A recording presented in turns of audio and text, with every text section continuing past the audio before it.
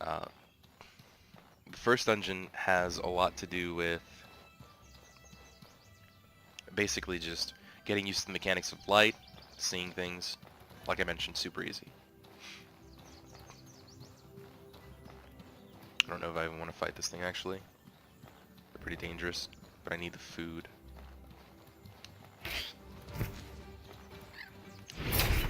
Oh wow, that did a ton of damage. Oh no way. So picking up from that, sounds like the bandits or the pirates, or I don't know why I wanted to call them pirates just now. Whoa, that bird. Gentlemen, milady, you will always remember this as the day that you almost caught Captain Jack Sparrow.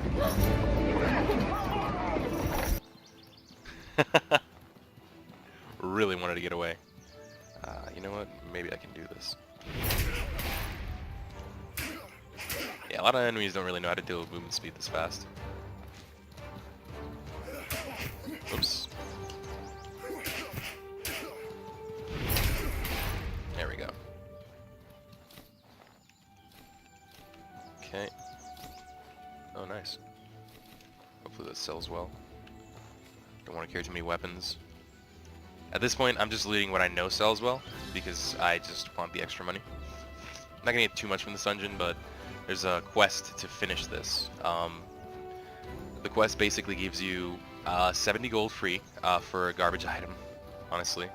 And then you find a garnet, which you can sell for 30, but I think I might save that, because this run I'm gonna go with Berg, or the Blue Chamber Collective, which is kind of like the main faction that governs the rules of all the tribes in this game.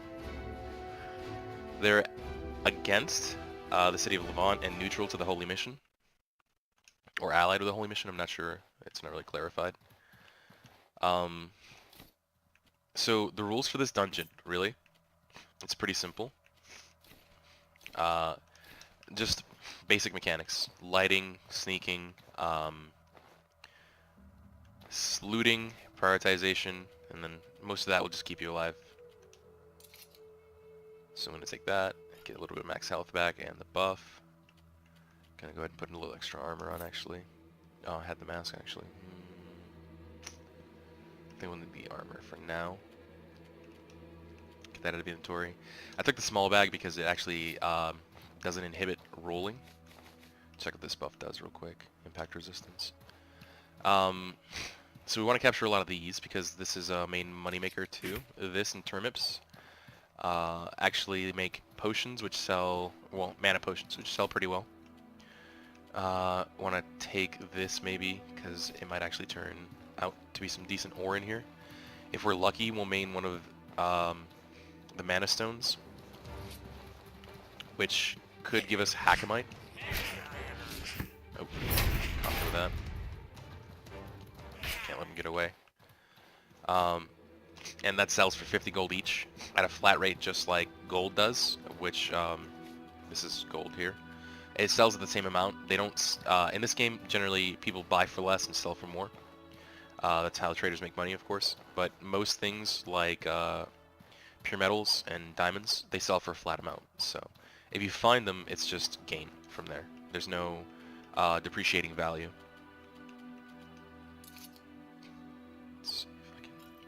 So, a real neat thing about this dungeon is that there's a lot of light sources, so we can actually practice the sneaking mechanic.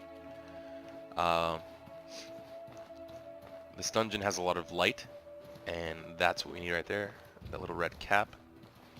So, enemies that are close to you can see if you have light on you. However, you can choose to have it on or off. It's a really neat feature of the game. That'll let you get the jump on them to be able to do things like backstabs if you get that skill later, extra dagger strikes, stuff like that. So I have a round dagger, which I think does more impact damage than anything else, so I could get the bonus to it so that I can do a lot of impact damage with that. And now he's stumbling, which means every hit that I hit him with will do not only more damage, but will also stumble him. So it's kind of like a CC effect, in other words, making it safe for you to do straight damage. It's just one of the few mechanics in this game that's kind of difficult to understand, so I'll go slowly with those because this game, honestly, for like 10 people developing this game, has so much depth to it. It's pretty neat. So here's that iron mine that I was hoping to get to. These have a chance to give not just scrap, but also bugs that you can use to craft potions, which also sell pretty high if you don't need the potions. But who doesn't need potions? Come on now. Alright, so there's should be... Yep, there he is. That caster is the most dangerous in here, but I need to finish this troglodyte first. Okay. Got me with that. Go, and then get over here, hit him a couple times to break his stagger, or his balance. Now have him stumbring, and then falling. There we go. Stumbring. I turned Japanese for a couple of seconds there. Okay, here we go. This is the mana crystal. If we're lucky, we'll get Hackmite, which I doubt, but nope, just a mana stone. And then we can also loot this. Troglodyte mages have a staff that you can actually deconstruct for 3 crystals. By itself, 1 crystal isn't all that great, but 3 of them sell for a pretty decent price. We have 5 total now, so I think it's like 6 per crystal. It's not bad. It's pretty good gain. It's pretty easy to get too. It's really confusing because a lot of these crystals look like you should be able to mine them, but unfortunately only certain nodes are mineable. I'm not sure why they did that in the game, but it's whatever. Like this one right here, for example. I mean, you can see the crystal inside, but you can't mine it. It is what it is. Oh, ran into an enemy, didn't even notice. And that's why having a lantern turned on isn't always the best idea. Got him to stumble, canceled that attack out, and got him. So these guys don't normally go down in like 2 to 3 hits. I just have a good sword, a decent sword that has a pretty quick attack speed, and this round dagger does 28 to impact compared to the 18 of the sword. So the combination of them allows you to stagger enemies pretty easily, and combined with a kick, maybe too much, because the kick does like half their bar early on. I hear somebody. There's 2 of them, yep. Okay, so this is why sneaking's good. Oh no. Oh, I'm stuck. That's unfortunate. Okay, so this time I may need to kick one of them, and then hit with a dagger, just to knock him down, and I can turn on the other one. Normally you... Oh, he caught me. Normally you can't roll with a bag on, but I have the Adventurer's bag for that reason. So this backpack actually doesn't inhibit your roll, but I give up inventory space for that, which is why you see me only picking up certain things, because it's basically almost full already. Having heavy things like this pickaxe, this helmet, these masks, this shield, it's too much for the backpack. Like this wood, for example, I should probably just drop that. Yeah. Don't really need those iron scraps, but I could use some bandages. So we'll consolidate that. And we'll keep moving here. I hear footsteps. Sometimes you do hear them through the wall, but in this game, the sound effects aren't exactly true to life. You can sometimes hear enemies like miles away that sound super close.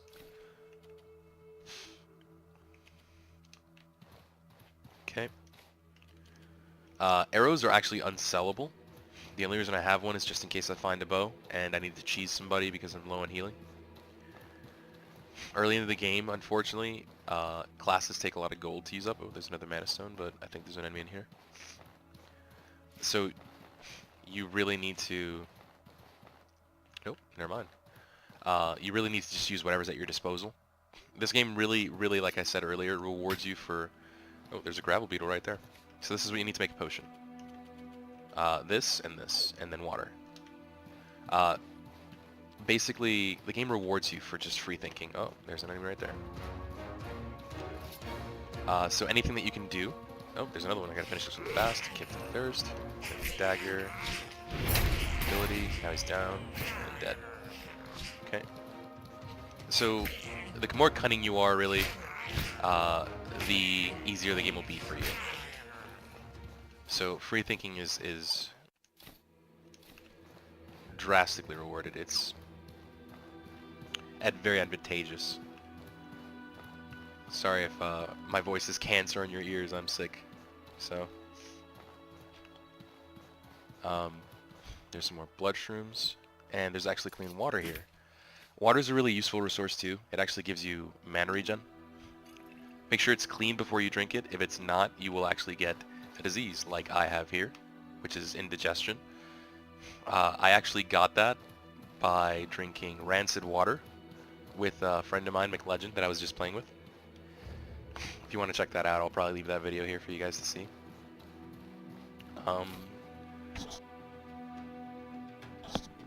Excuse me.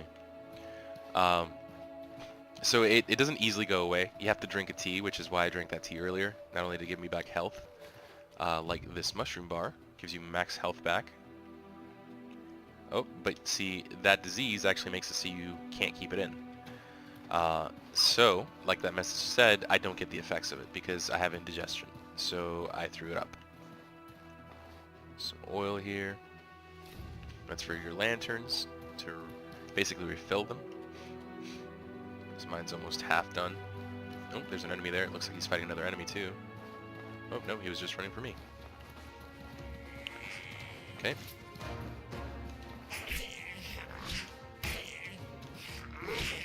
Okay. There we go. What was I saying? Oh, I've been here. So, because of that, you have to drink a tea and sleep it off. But because it became acute, that means that it's penalizing you heavily now, and it's really hard to go away. I've been having it for like 2 days now, ever since I drank the potion. So, just to show you that it doesn't just go away just because you sleep. If you feel like doing the work, really, you could go here and putting in a gem like a tiny aquamarine, and then there's a second door which I think is a small ruby or something like that, and basically get an armor and one more reward, but I'm not sure what it is. I didn't feel like it was worth it, so I'm probably not going to do this run, especially because the aquamarine's like, what, 40 gold or 20 gold? It's a precious metal and gem, so it's going to be a flat rate no matter what. But you can actually find it by mining, or sometimes even underwater by fishing. So fishing's also a pretty good way to acquire money. Selling fish by itself is alright, but the better form of it, should be an enemy in here, would be to... Nope, never mind, this room's completely empty. Weird. Would actually be to craft food with the fish and then selling it that way. And there's a small giant's heart there. Okay, so now we got both the things we needed. We're done with this dungeon now. Alright, so that's the beginner dungeon. Pretty easy and basic. Not really a whole lot to keep in mind. Just a rule of thumb, manage the light source, watch how many enemies you engage. It'll generally be a lot tougher for newer players just because they won't have the sword that I have or know how to use skills how I do. So this is also a really good place to test that out because the monsters in this dungeon respawn every couple of days. So there's no real risk of you actually dying in here unless you're extremely reckless. Alright, and now we just have to walk back to Cierzo and then make profit. Hopefully by now, it's been a while, the shops have restocked and we'll be good to go to start crafting all over again. So that about does it. A lot of the content in the game has to do with the basic mechanics, so the tips for that first dungeon should pretty much carry you through the rest of the game or most of the game. This was pretty fun and I kind of liked it, so I'll probably do a couple of crafting videos and maybe even the Holy Mission video that the Holy Mission campaign that I'm running with McLegend. So if you guys are interested in that, just leave a like, sub, and we should be good. I'll see you next time.